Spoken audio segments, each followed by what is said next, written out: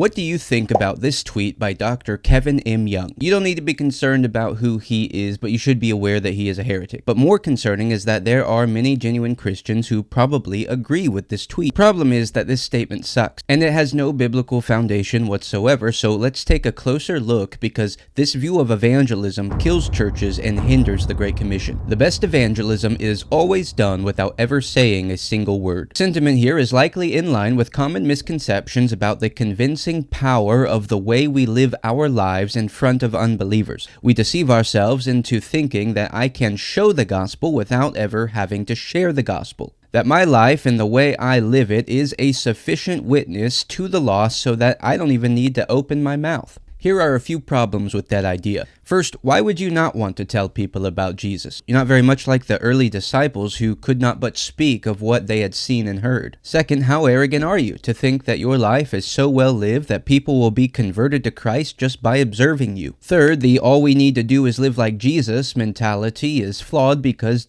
Jesus lived like Jesus and they crucified him. Fourthly, the motive behind this kind of thinking always comes down to the fear of man. It's a lot easier to think that I can live so holy that I'll just attract sinners to Christ everywhere I go than it is to actually speak about him and risk being hated for it. Finally, evangelism is the propagation of the evangel, the gospel message, that cannot be communicated without words. Jesus said that he was sent to preach, and he sent his disciples to do the same. And so Paul writes in Romans 10, how are they to believe in him whom they have not heard? And how are they to hear without a preacher? Faith comes by hearing. As I've said in another video, which I'll link at the end of this one, every description of evangelism in the New Testament makes it abundantly clear that words are required. If you haven't shared the gospel in some way with words, you have not evangelized. That means that this tweet is dumb. I mean, why didn't he just show this message through his actions instead of using 12 words to communicate it? Now, many will react to this in opposition and stress how important a Christ-like life is in our witness to the world.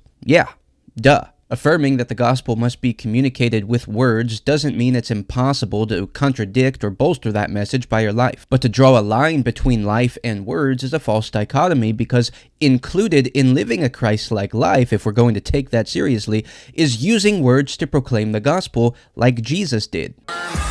Avenue with Joshua and John. Got accountabilities like manager of funds, but we're passing through this area like air into the lungs, trying to breathe out what's imperative. The people perish on. This is perilous.